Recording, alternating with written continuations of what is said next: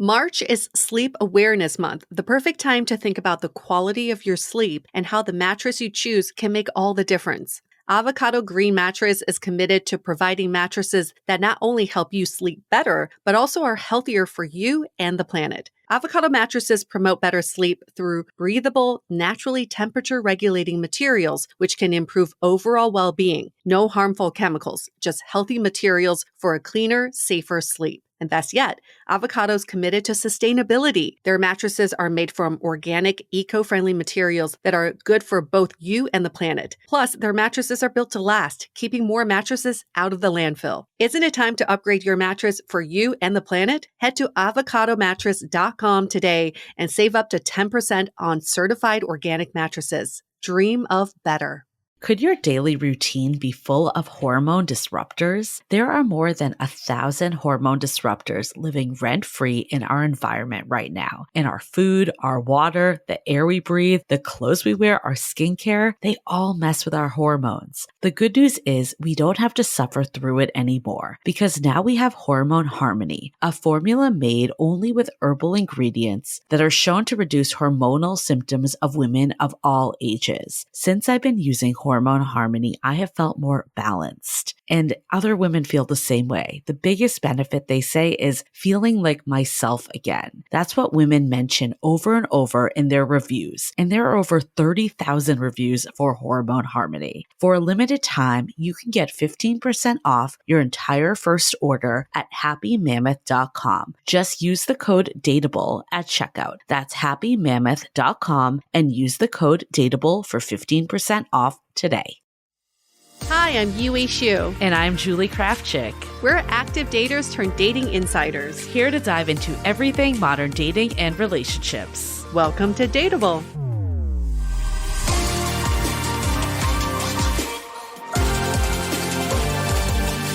Hello, friends. Welcome to another episode of Dateable. I'm just fangirling because I still can't believe we were able to get young Pueblo on our show. Like, I don't even think he needs an introduction, but I'm still really just living in the shock that we had him. I am so excited as well. I think for many people, it's a very household name, but for others that don't know who Young Pueblo is, then this is a great introduction to Diego, which is his real name, because Young Pueblo is a pen name. And who is he? He is probably all over your Instagram. I think for the people that are constantly on Instagram, like when I asked friends, I'm like, oh, like we got Young Pueblo as a guest. And the people that are like glued to Instagram knew who he was. And then the people that maybe weren't as much, probably just the algorithm. But I'm glad that people will be introduced if they don't have him in their orbit already. And he is a philosopher, an author. He is first and foremost, I think, a poet. Just kind of like if you see all his posts, but even his books, they're written in prose and they're just beautifully said. And his background is super fascinating. He was like this quintessential reckless party guy for many years, and he did drugs and drank and was kind of like unconscious for most of those years. And then he discovered meditation one day and decided that he needed to be more conscious in his life and to live the moments of his life and not be fucked up and living in like this haze. So he and his wife really took up meditation, and it's what's changed his life, but also it's what's given him a career as a poet. Yeah. And what's so interesting, I think, about him and his work is that it's kind of this intersection of self-growth and dating and relationships. And that's why it's so beautiful and clearly resonates with the two of us, because I would say, Dateable is also in that intersection of, taking personal accountability and reflection and looking at things in a more holistic vision. The way he uses his words, they just simplify the most complicated ideas and challenges that we all face. And sometimes I read his stuff, I'm like, how did he come up with that? It's like so visual and yet so simple. So his new book, How to Love Better, The Path to Deeper Connections Through Growth, Kindness, and Compassion, is out the day of release of this episode. So if you're listening now, you can go get it. And if you're listening in the future, it's also out. He starts off the book around these 3 green flags of growth, kindness, and compassion, which we'll go into in the interview a bit more. But he has this, poem, I guess, at the beginning that's deeply love is not easy because it contains so much. It's full of disagreements, howling laughter, hard conversations, genuine care, plenty of tears, undeniable joy, and the feeling of being truly seen. You don't get the good without the tough stuff that helps you both grow. And I love that so much because it just like encapsulates relationships in these, 6 lines? So beautiful. It's just so touching. He has a way of giving you permission to feel the vulnerabilities that you may be feeling and then giving you optimism at the end of it all. I was lucky enough to see him live in conversation with Yoga with Adrienne. If anybody's familiar with her, she's so huge on YouTube. And a question that an audience member had for him or something was like, what do you do when you feel like you're outpacing or outgrowing your partner, especially when he was the one that found meditation first. And then he had this awakening in his life. And he had this beautiful, profound way of saying, like, in some ways, Mel Robbins, like, let people be on their own journeys and have faith that if you are meant to walk the same path, and you will. And sometimes you won't. And I was like, wow, that's just so simple, yet so liberating to hear him say, everyone's going to be on their own journeys and you may have an awakening and you may raise your consciousness and your partner may not. But someday they may even outpace you in that aspect. And it's just like, you just got to be responsible for your own growth. Right. And I think with this whole book and discussion that we talk about, it's how, there are many sides to relationships. And we've talked about this topic before. Is that, relationships can be the most joyous and happy times that we share, but they also can be challenging and there can be emotions that get brought up. And that doesn't necessarily mean it's a bad relationship. It's just kind of the way and flow of relationships. And we're really going to dive into philosophy of relationships and why it's a lie that relationships are easy, but what can you actually do about it? Because it's easy to just be like, relationships are hard, but that doesn't serve us either. It's a great episode if you are in a new relationship or even if you're in a long-term relationship to understand how you want to operate in that relationship.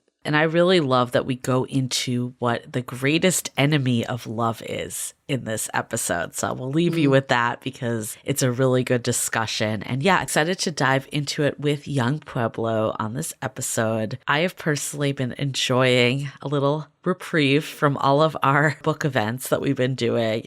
I've been so exhausted. I don't know how you're feeling, Yue, but I'm finally like catching up on rest and it feels so beautiful. I don't think I did much of anything last weekend. I'm alive, finally. I am definitely alive. We're entering spring, so I feel like a new chapter is beginning and we're starting anew. I feel like I'm re-energized. It was really fun. I finally got the chance to post some of our photos to Instagram. It was hard to like pick the top photos. There will be more photos that come out of, especially of all the people that were at the events. It was, again, so great to meet all of you, but it was really fun to kind of like relive it. I was like, I'm going to pick one from each event we did and do a little carousel of all the highlights of our time and all the different places we visited. Here's a question for all of you listening right now. Have you ever gotten a book signed and where did the author sign? We were told to sign the page, the very first page that has our names on it. But then a friend pointed out that she was watching videos of Mel Robbins signing books on the cover. Interesting. And people were going nuts. They were like, in the comments were like, I can't believe she's signing the cover. Never seen anybody do that before. But then my friend was like, if you're an author and you want people to know that this is a signed book, why wouldn't you sign the cover so people can display it? They can even frame it if they want to. It did make sense to me. For the books we signed, they'd put a sticker or some kind of wrapping on it to indicate it was signed. If it didn't have that, it wouldn't make the book any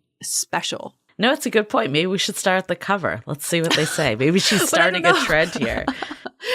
Then I was like, oh yeah, but it's Mel Robbins, so let her, let her sign. Let That's her do whatever she said. wants to do.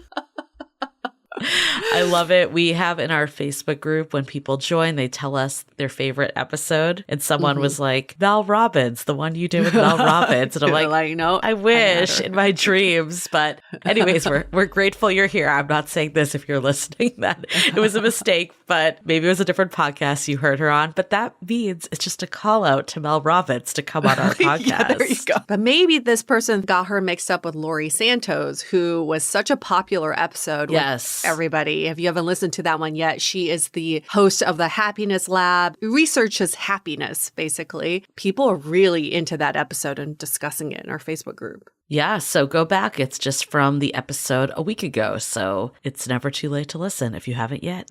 Well, I'm excited too. I'm also doing this lightning talk at Neon tonight. Oh, yes, tonight. Which is, the time of recording. So Neon was the place that we hosted one of our events with the book launch, and they reached out and they were like, hey, we're doing this thing with lightning talks. Like, we're having 5 people get up there and give a 5-minute talk, and we want to see if you would do one about the book. So I'm doing it tonight. And as I was talking to him, he was like, actually, like, personal journeys are kind of resonate more. So I actually am going to do what I recorded last week as a quickie. That was my test run of this little speech. So let me know what you think. But it's all about the middle and like how we're so focused on milestones a lot of times. And I had a friend of ours, Kat, remind me of this when I posted something about the book, how I was like, 10 years ago, I was in this place and now I'm here. And she's like, remember the middle, because there was so much fun and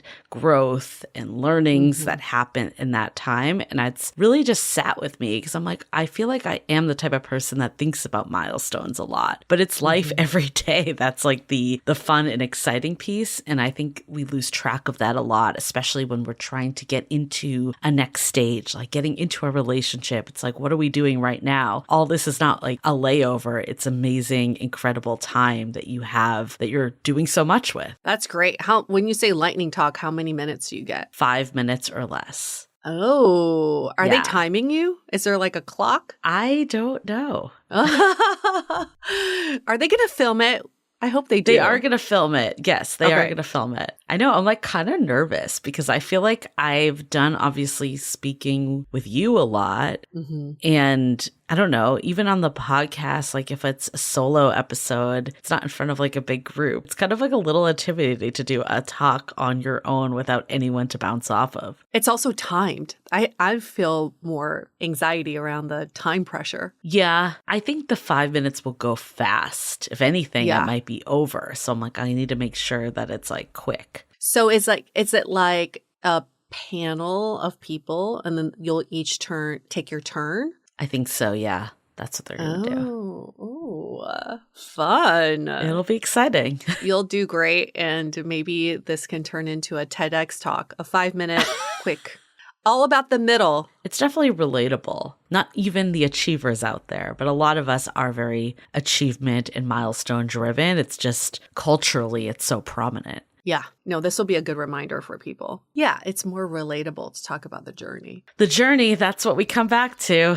That's so prominent in this episode as well. It's all about the journey. Even when you're in a committed relationship, it's still a journey. Sure is. Okay, well, before we get into it, of course, the perfect companion books are How to Be Dateable and How to Love Better. I mean, they really should be just side by side on a bookshelf. They really sound like they complement each other so well. So good. Love hearing from you all how this book is impacting you. I want to shout out to Guadalupe, who recently joined the Facebook group after reading the book. She's given up on dating, but this book has given her hope, and she just loves the book, and she has the book and the Audible as well. So thank you, Guadalupe, for sharing. It really makes us so happy to see those comments. Like, that is exactly what we want to do with this book, is to have people not give up and feel hopeful. What a good idea, getting the book and the audio version. I love it. It really is. Winning combo. Okay, well, yeah, again, you can go to howtobedateable.com to get any format you want. Okay, well, before we get into it, let's hear a message from our sponsors. Did you know that an estimated 5 billion plastic hand soap cleaning bottles are thrown away each year? And if that's not bad enough, most cleaning formulas are 90% water, which is heavy to ship, leading to excess carbon emissions. Blueland is on a mission to eliminate single plastic by reinventing cleaning essentials to be better for you and the planet with the same powerful clean you're used to. The idea is simple. They offer reliable cleaning products with a beautiful, cohesive design that looks great on your counter. Fill your reusable bottles with water, drop in the tablets, and wait for them to dissolve. I am obsessed with their laundry detergent because it is so easy to carry around and I never have to grab bulky cleaning supplies again on my grocery runs. Blueland is a special offer for listeners. Right now, get 15% off your first order by going to blueland.com/dateable. You won't want to miss this. Blueland.com/dateable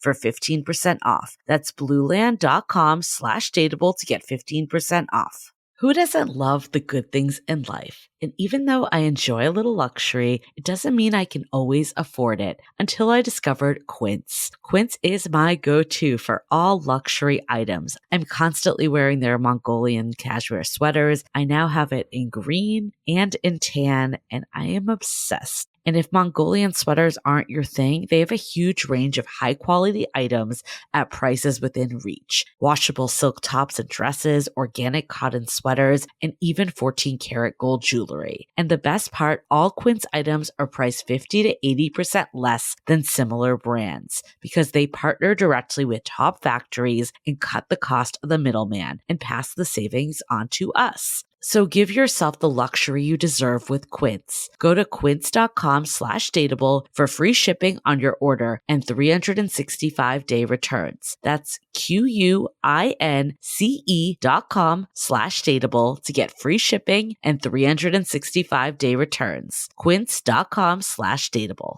Okay, let's hear it from Diego, aka Young Pueblo.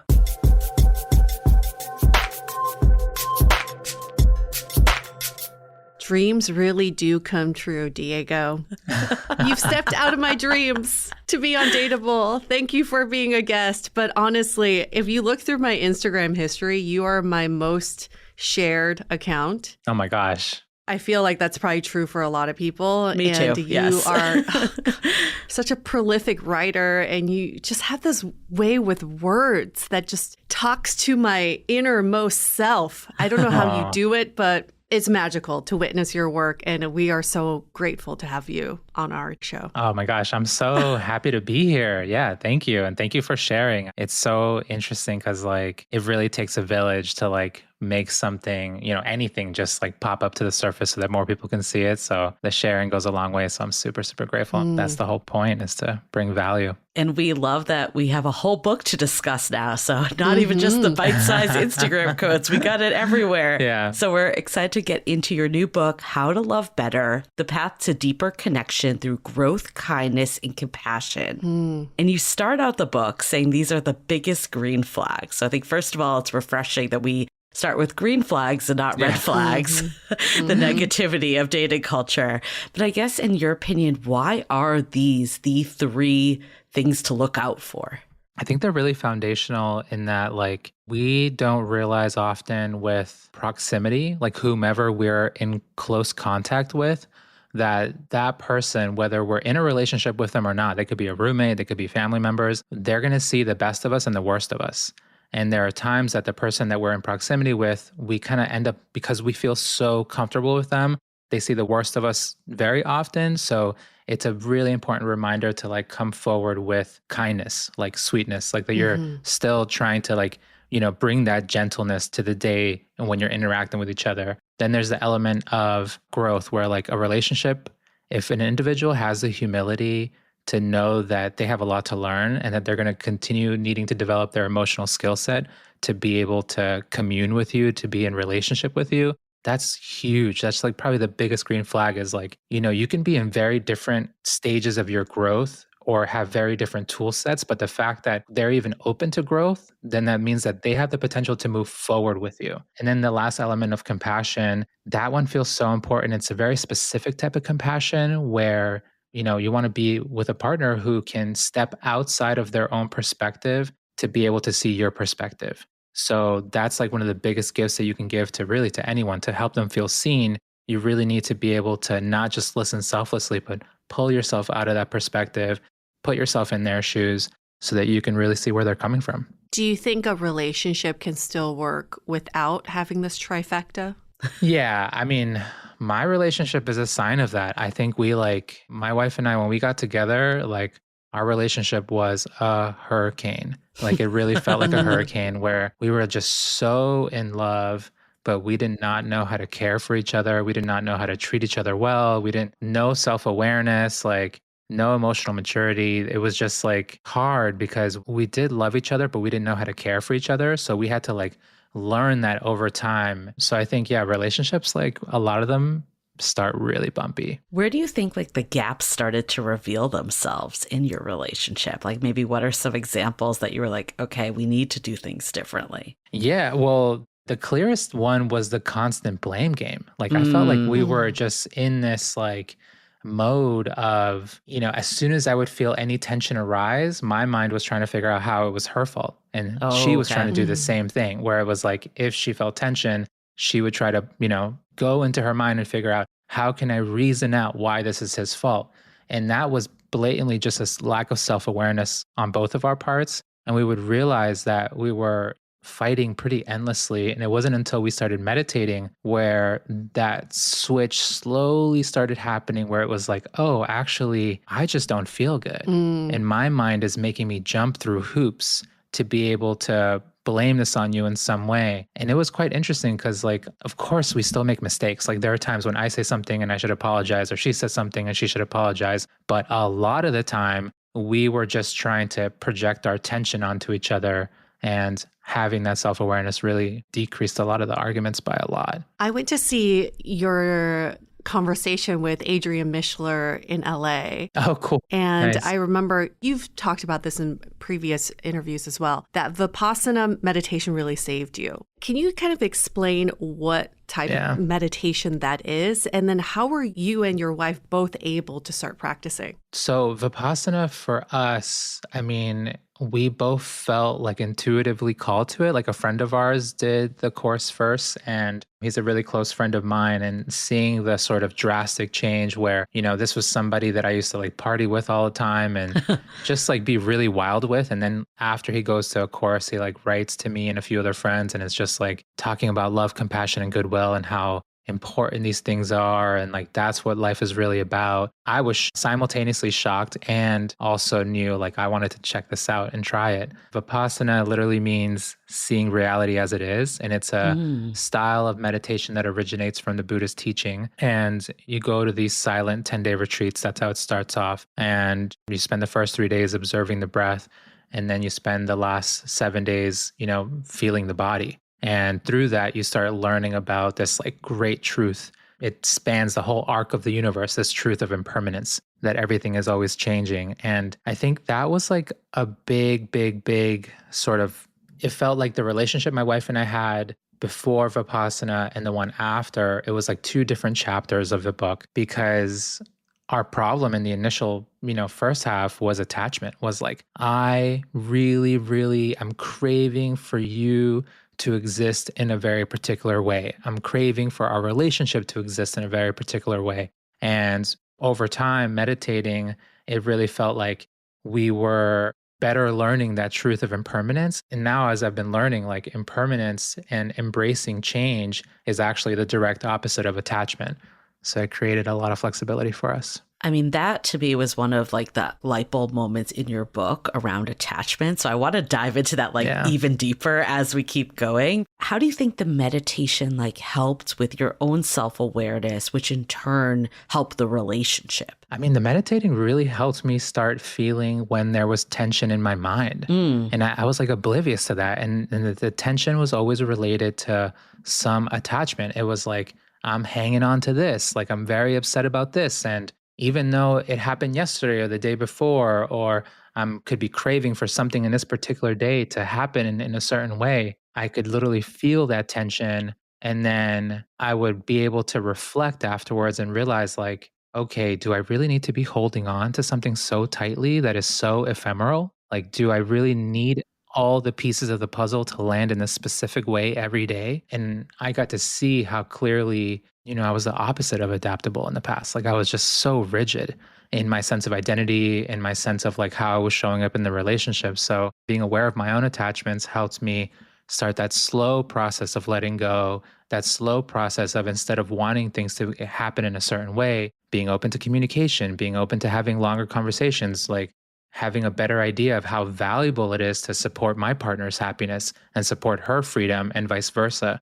because we were both dealing with the same things. It was like two rocks smashing up against each other. And now our relationship is more so like we're two rivers flowing alongside each other. I can hear some listeners saying, when you're first in a relationship, it's blissful and you're in love and you just loving each other is enough. And at some point, everybody comes to this crossroads of, there's conflict. Yeah. We need to work through some of these issues. But how do you, and I've had a lot of friends ask this, like, I'm ready to take that next step of growth. Maybe it's meditation, maybe it's counseling, but my partner isn't necessarily there yet. Who was the one leading in your relationship? And then how was the leader able to get the other person on board? I think we were both leading at different times. So like I was the first one to dip my toe into Vipassana. And the first course I did was the summer of 2012. And then Sarah did her first course in March of 2013. She had to wait because she had work conflicts that kept coming up. We had another moment where I'm the one who started meditating daily. In March of 2015, I started meditating 2 hours a day, and she started meditating 2 hours a day in March of 2016, so a year later. But then there were other moments where like we both didn't like smoking or drinking, but I was so habituated to it, like so like part of the culture with being around friends. But she had the inner strength and she was like, I'm done with it. So I had moments where I had like a back and forth and, would stop for a little while and then pick it up again and then realize I really don't like it. And then I regathered my strength to stop. But I think over time, I think that's been one of the really nice parts of relationship is like understanding that we're not going to be moving at the same speed and we need to respect that. And even though we want to go in the same direction, we both have the same goals. Like it was easier for me to start meditating 2 hours a day, but it was easier for her to stop doing intoxicants, even though we both really cared about that. And then having one of the hardest parts is like just acceptance, just like accepting, okay, this is where the person is. I love them. I know where they want to go, but I also know that I can't force them. That's been a big help. I mean, this is definitely a hard truth I had to learn in my relationship to my fiance, just starting our journey into that next stage. But like, we're not on the same page at the exact same time, but we're moving in the same direction. And I think it was hard for me at first because of that attachment. I felt like I had this like rigid view of like how things would progress. And when it wasn't like 100% on plan, it did kind of throw me. Like, how do you help people like let go of that in the sense of recognizing that like it's okay if you're not 100% aligned, but also not to the end that like you're staying in situationships or bad relationships that you're like never going to be aligned, because there's a big difference. Yeah, I think, it's funny because there's all these other points in relation to that are popping up into my head now. And I think part of the struggle is that we have these strong hunter-gatherer mentalities and we're like, we want to be part of the herd and we want to move lockstep with each other. I think one of the hard things my wife and I had to learn is like, we're so different. Like we're so different from each other, like down to like, we don't even eat the same things because her body needs different nourishment than my body. She has to have her 3 meals a day to be able to feel very strong. If I eat 3 meals a day, I feel very weak and sluggish. Like I have to have 2 meals a day or 1 meal a day. But like that took literally years to learn that like we don't have to cook together every time. We don't have to like eat the same things every time. Even down to like the way we exercise, like the way my body feels strong is very different from how she feels strong. But that doesn't mean that like we're losing each other. What it actually means is that we're supporting each other's freedom. Like I want you to live your like best, most optimal life. And our commitments keep us together. Our commitments make it so that we have the foundation for us to build a home together. But that doesn't mean that like we have to be exactly the same. It's a hard truth to swallow because it counteracts that survival mode that's like, I want to be with people who think the same, do the same, and look the same all the time. I agree. But what about the people that are hearing this and they're like, what's that line though, right? Of like, because we're not going to say like, stay with the person that never gives you anything, right? No. So like what to you is kind of like a good way to decipher like what's natural and actually human versus just not a good situation? I mean, we literally just had this conversation with a friend the other day who she was in a relationship with someone, stopped, and then started dating them again. And then the moment she started dating them, it was, lasted for a few months. The second time around, as soon as it started, she was upset the whole time, like the whole 2 months. Like she was just really upset. And she's talking to us about it, to my wife and I, And I was like, just count the times, like count the times that you've been happy Mm. and count the times that you've been upset. I was like, dude, you've been like so irritable for the past 2, 3 months that it's almost hard to be around you because, like, I'm not fighting you. This tension is so big inside you that it's spreading out to your other relationships, that there are so many moments where you're just in tension, in conflict, then something's not right. There should be moments of joy. Like, relationships are not meant to be easy all the time, but there should be a certain degree of ease and joy there mixed in with challenges. But if it's just a constant, Yeah. going from one down moment to another down moment to another down moment, Yeah. something's not right. And I think people stay in that because we think relationships are meant to be hard. That's what we keep hearing. And we Mm, think these are growing pains. And one of my favorite quotes from you is the right connections will increase your power, not your pain. hmm It's such a simply put statement. What's hard for me is how do I know that these are growing pains we need to work through to get to the other side where we feel more empowered? Or are we starting at a deficit already? Yeah. The measurement too could be like, there are going to be challenges, but is there a resolution from the challenge? Because I think there are times where you just keep hitting up against a wall. And sometimes the wall isn't really between like you and the person, it's between them and themselves. Hmm. Like, it's like something big has not been healed so that you can't really close that distance. And even though the two of you are trying, it's really a conversation between them and themselves, or you and yourself. So I think it's like, if you're coming up and facing these challenges, even if it doesn't get resolved in one argument or one discussion, but you try and you do see some results, then you're going in the right direction. I think people talk to you the clearest, most honest version of themselves is in their actions. So if you see changes in the actions, then like, yeah, we're moving in a good direction. But if it's just stuck, if you're hitting a wall, then you're not really going anywhere. I think one of the hardest things that we hear from people is like the conflicting advice of like relationships are supposed to be easy and then relationships are hard. They take work. So people are like, I don't know. Like, am I in the right thing?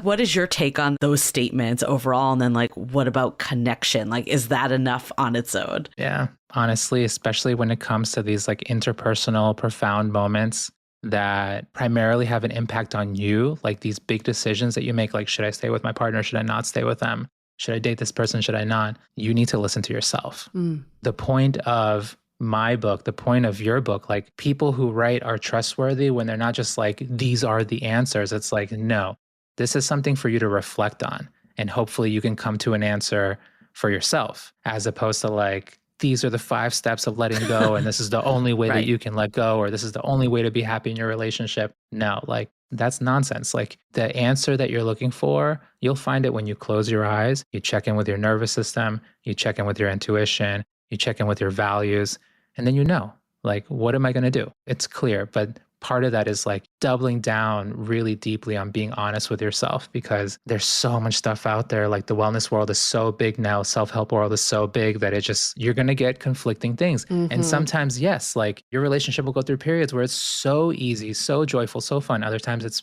really hard. You can pick up different advice for different moments to be able to help you get through. And there's just so much noise. And this is kind of what we think is contributing to what we're calling the love crisis, which is actually the basis for our book, where people are giving up on love because they Yeah. know how hard relationships are and how much they have to work at these connections. And even just the dating part is already hard enough. I guess my request from you is what's so great about relationships for the people who are like, why do I even want to participate in dating? Everybody talks about how their relationships are so hard. What is so great about relationships? You know, it's funny because it's also underrated and less valued, but it's also so great to be single. Like, there's such a value to being single and, like, being able to watch whatever you want to watch, to just, live your own life, design your own life, and move around the way you want to.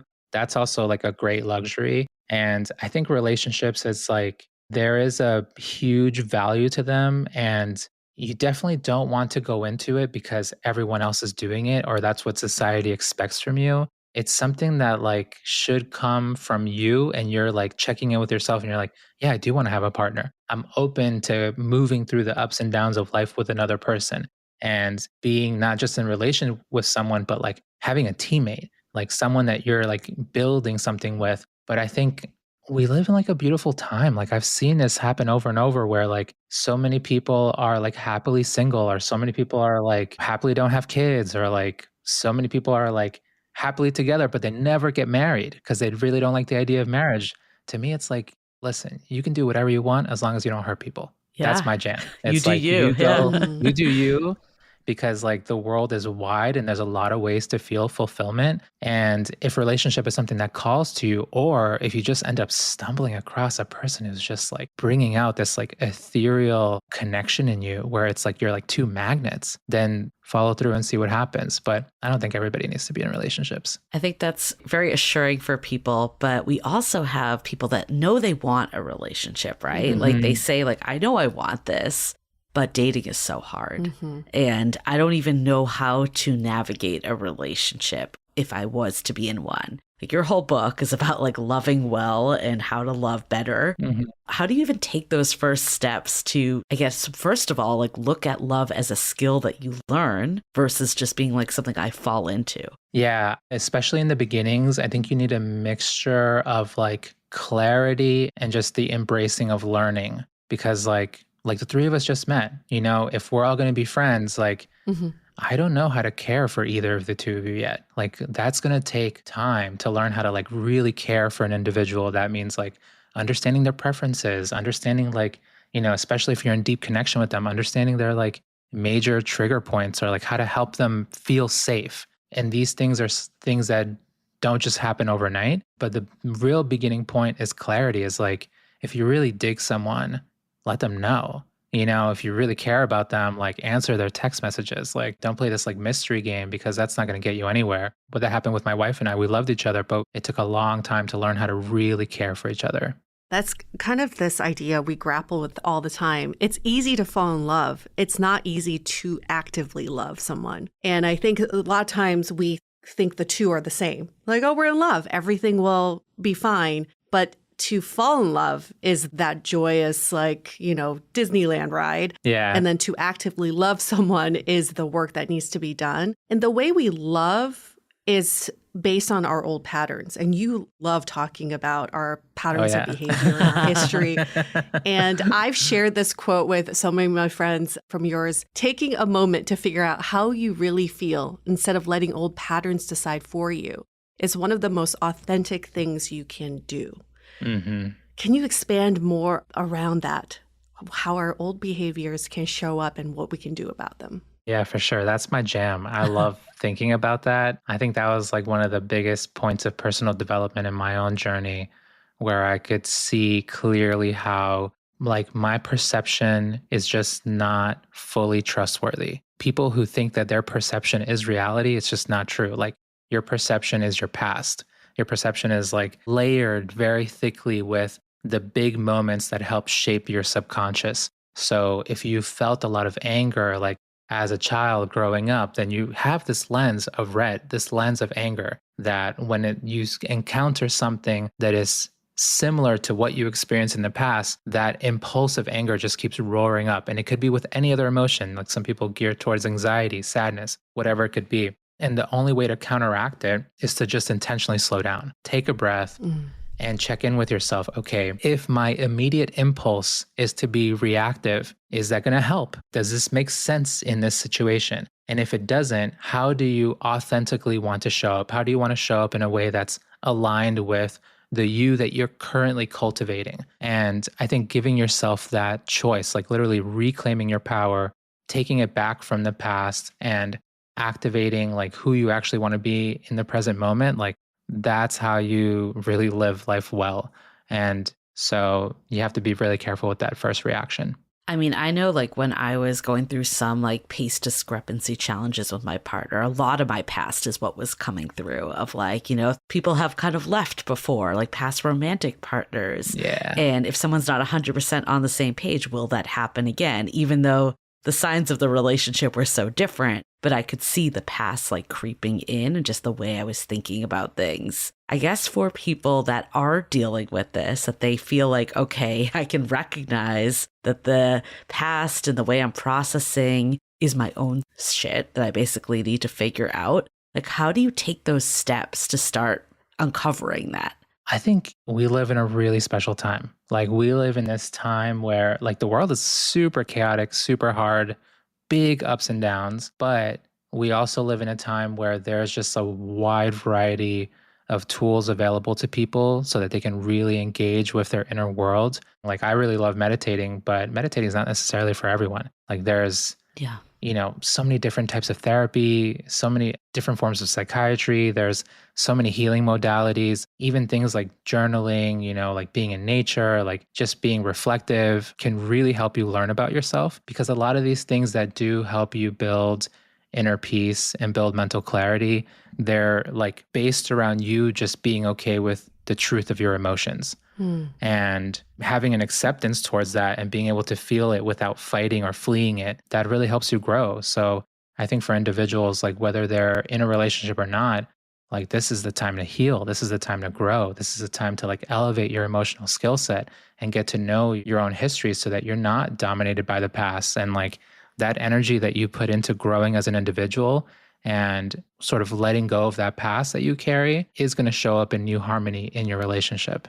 Here's the challenge, though. So many of us are unsure of ourselves, unsure of our decisions, because one is your first reaction is informed by your past. And then we're told, listen to your gut reaction, listen to your instinct, trust your instinct. What can we actually trust in ourselves? I think you can trust the pause. I feel like it's hard to go out there just swinging the sword like as soon as like you feel like whatever is coming up, and like to really trust that. Like sometimes it may be true, but I honestly like, especially if you feel unsure about yourself and you haven't really tried pausing yet, I would pick that up. Like you don't need to immediately respond to a text. Even if you're having a tough conversation with somebody, you don't need to like immediately retort. I've noticed the times where before my wife and I started meditating and we would have arguments, like we may have arguments that would last for like an hour, but we weren't talking that whole hour. It would be like moments where we're like quiet and reflecting and like having these moments of reflection where you're checking in with yourself. Like, am I trying to win this argument or am I trying to really understand and resolve this? Like, am I making it worse or am I trying to help us out of this hole? But I feel like pausing is just like a great tool for me personally, and it might be for you too. No, I definitely can relate to that. And I think I'm the type of person that doesn't like ambiguity. And I think a lot of daters deal with this, right? You're like, I want an answer, yes or no. Yeah. And sometimes a quick answer to cut someone off or to make a statement, a bold statement, like I'm moving on or whatever. It's almost like self-protection sometimes because you're taking action and you know immediately will feel better. But long term, that might not be what you really want. So I think taking that pause is so important to be like, what is it that actually is happening in this moment? Can I ask you a quick question, Julie? Since you mentioned that you're fiancéed, like I noticed this thing where when my wife and I were engaged with each other, it like up-leveled the problems that weren't yet resolved. And it was like, these are things you need to face. Like we need solutions for these things. And Interesting. it was a moment that felt like challenging. And also like we knew we were like heading towards this bigger commitment. And honestly, that period between being fiancéed and also including our first year of marriage felt very challenging. And I've heard other people say the same thing, where it's like, it is very fun, very blissful, but like the problems that are yet to resolve, the major ones, like come up really crisply. And I had friends who were recently married. I was talking to my buddy and I was like, all right, man, I was like, good luck, first year, it's going to be some pretty heavy fights in there sometimes, but like stay strong, like just figure it out. So I'll keep you posted. As I'm newly fiancé. So far, so good. That still could happen, not ruling it out. But I will say we actually, I feel like had this time between moving in. That was a bit more of that. Because I like had my place that I own. So he was giving up his place. And at that point, it was also like moving in with the idea of marriage, like getting there. Like, of course, anything could happen, but that was the idea. So I think that point actually brought up a lot for us. So whether we have more to come, who knows? It's very possible. But I do think a lot of that was brought up then and has been worked on since then. That's really nice. And it also could be like, just because, it depends on people's like self-awareness too, and like where they are in their growth journeys about like when they do that work. I almost like want to try to do a study on this, like if these are the key moments where like a lot of these heavy things are worked on. Yeah. And again, I will keep you posted because it's too I early want to know Yeah. fully. But As an observer, Julie, I would say that you two definitely work through a lot of your major conflicts before getting engaged. And that was partly why you two took your time to get engaged, was to work through this. But I think growth has been the consistent one too, that I found a partner that wants to grow and do that and is able to look inward and all of that. And I think like for your work, I mean, everything you've been saying, a lot of it comes down to yourself and how do you like take accountability, ownership, and also check in with yourself. Like there's all this advice and how do you like see that intersection of personal development and growth in relationships? Because it feels like to me, that's your sweet spot. It's interesting. And I feel like I stumbled across, these sort of like insights into relationship, not intentionally, because I went into meditating and I went into, just like this focus on the inner work so that I can, help myself, like save myself. I think the like byproduct, the like unexpected externality from this was that I simultaneously saw that because my connection with myself was so distant and like surface level, all my relationships, like, including the relationship with my wife and my parents, my friends, like my relationships were so surface level and they lacked depth. And that was because I was not treating myself like a friend. And as soon as I started growing and just like embracing my own evolution and understanding, what I had succeeded in and what I needed to continue developing, I started seeing like, wow, I need to improve my ability to listen. I need to improve my patience. I need to improve like acceptance of just whatever's happening in the moment. And that really helped elevate all of my relationships. And then taking that plus these truths of impermanence and like just how much I had learned from meditating and seeing like, oh, when I do not embrace impermanence in my own relationship, the relationship struggles because I'm creating tension. I'm stopping the flow of it. And I'm so profoundly grateful, to be honest. Like, it's just like meditating has sort of smoothed out and clarified all these different areas of my life. And it really started with, building awareness, non-reaction, and compassion in my own mind.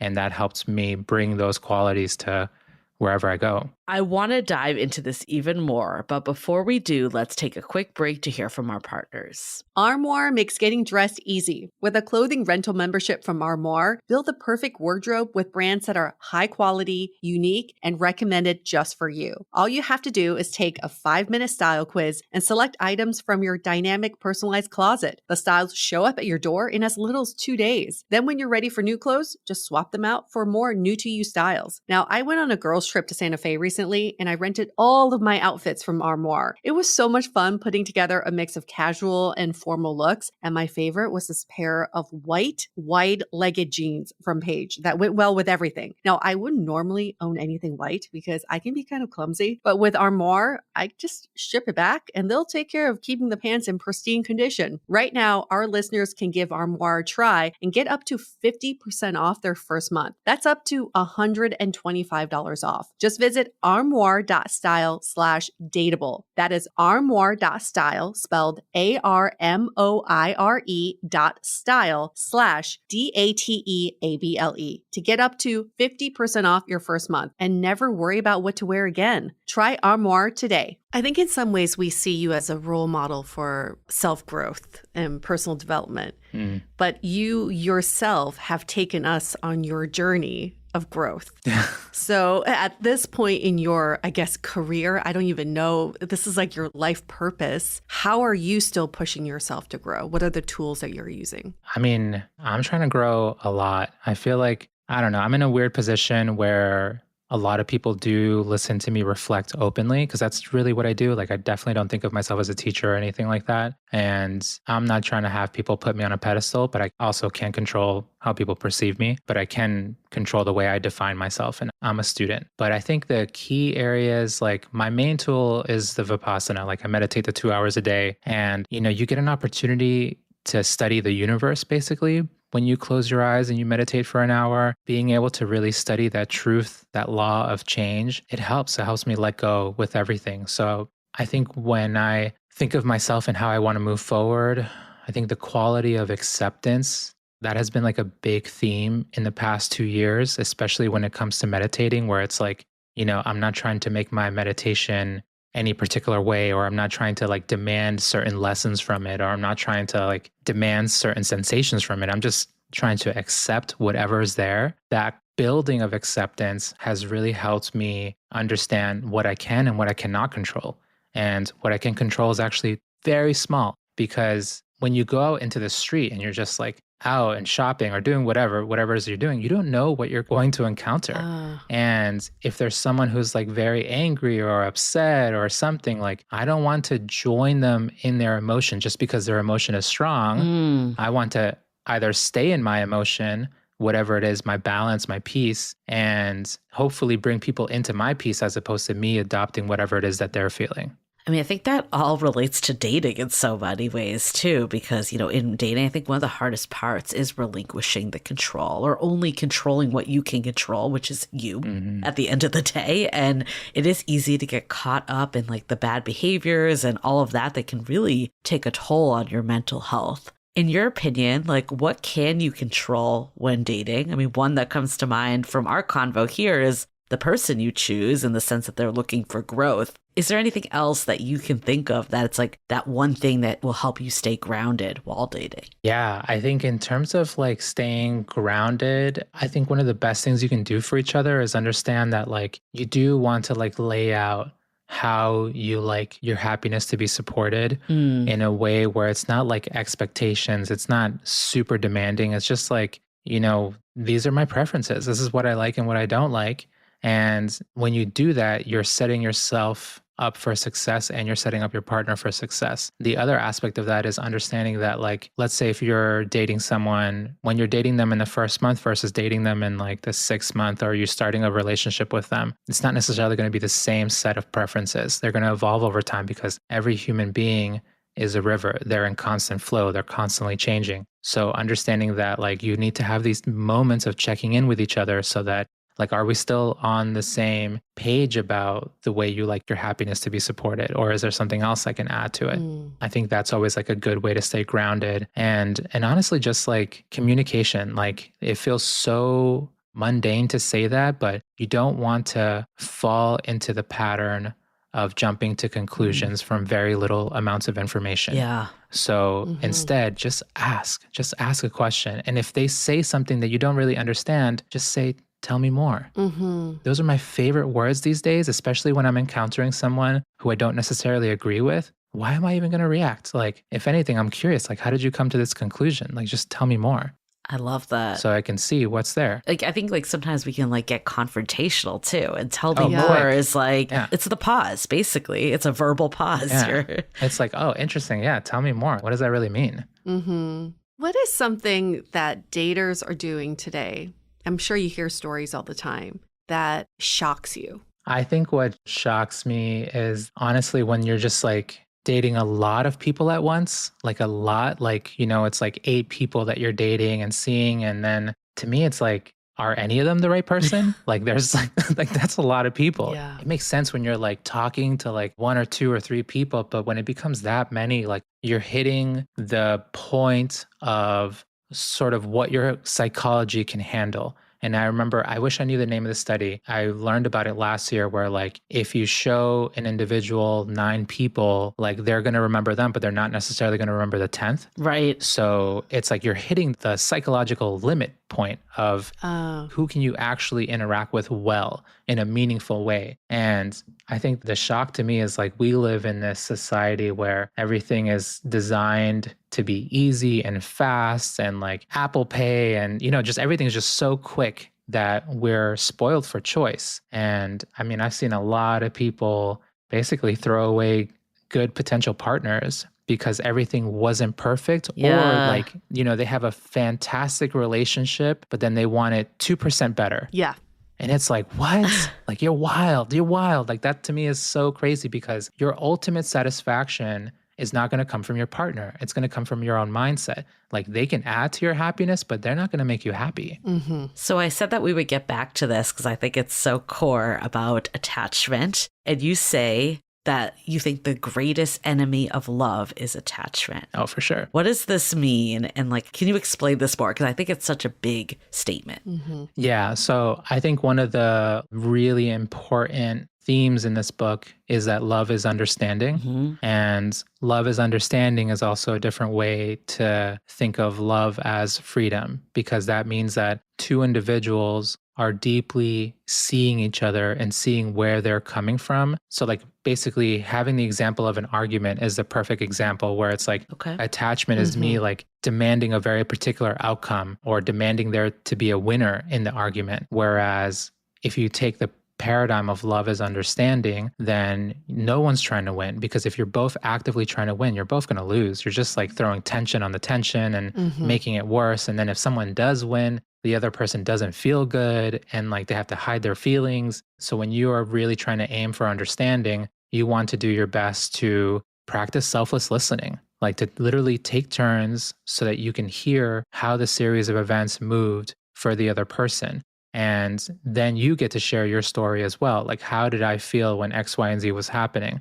And then when you are no longer battling each other, but you're just trying to understand, you'll see that that tension just pretty automatically fizzles out, because you're like, oh, that's why these emotions got heightened. That's only possible when you're not coming at things from a place of attachment, because attachment is asking one person to be right and the other person to be wrong. Whereas freedom is like open to, we both make mistakes, and sure, one of us might have to apologize, but we're understanding each other. So we're, doubling down on our connection and moving forward. Let's hang out there for just a second, because at the end of your book, you have a chapter called Love is Freedom, and you've gone on record to say your favorite word is liberation. I don't know if that's still your favorite word, but it's one of my favorite words. How can you feel together but still liberated in a relationship? I know you talked about attachment to outcome, but what about what is the line drawn between feeling extremely independent from each other to actually still building and creating a life together? Yeah, that's a great question, because it almost seems paradoxical, but it's really, you're trying to base your relationship around commitments as opposed to expectations. So my wife and I were very committed to each other. We know that we only want to be with each other, but we're trying to design our relationship in a way where we have freedom to do and, to travel together or not travel together, or we don't have to check in with each other about these little decisions that we have to make. And we just sort of feel this abundance of flexibility in our personal lives. When you take the highest levels of love, like that chapter, Love is Freedom, what I tried to point out in that chapter is how what we really get from a relationship is having a little microcosm where we can practice unconditional love. It doesn't mean we get it right. Unconditional love is actually very difficult. Having true unconditional love means that you've liberated yourself to a certain extent. You're not dominated by craving. You're not dominated by suffering anymore. So if you think about those historical archetypes like Jesus or the Buddha, who've taken human evolution to the furthest it can go, these are beings of unconditional love, and they don't work within an ego framework anymore. They're functioning through a framework of compassion instead of ego. And when they look out onto the world, they don't see anyone as their enemy. They only have compassion for all beings. And we get to practice that in our relationships. And it's not going to be perfect all the time, because we're, imperfect human beings. But I think it's nice that we get that opportunity to really practice those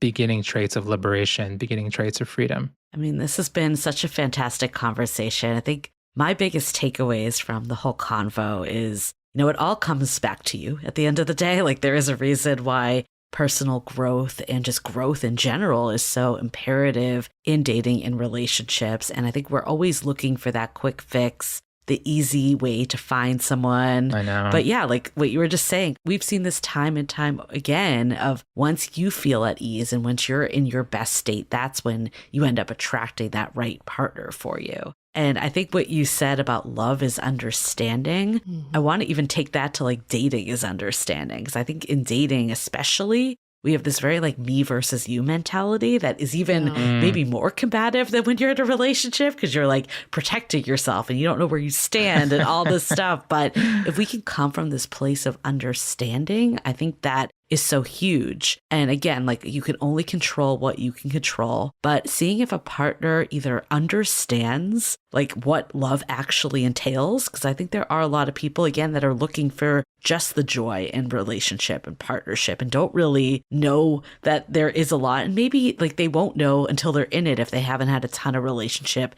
experience, but at least seeking out the people that either want to learn and want to grow and want to like not just have this fixed mindset of like dating and relationships should be easy. And if it's not, then it becomes like problematic. And just trust the pause. Yeah. Learning that day by day is the pause. Because like you said, you've used this word a lot, is chaos. This world is chaotic. Our minds are chaotic, but we don't necessarily need to participate in the chaos. Yeah, you but it's said actually, it. Yeah.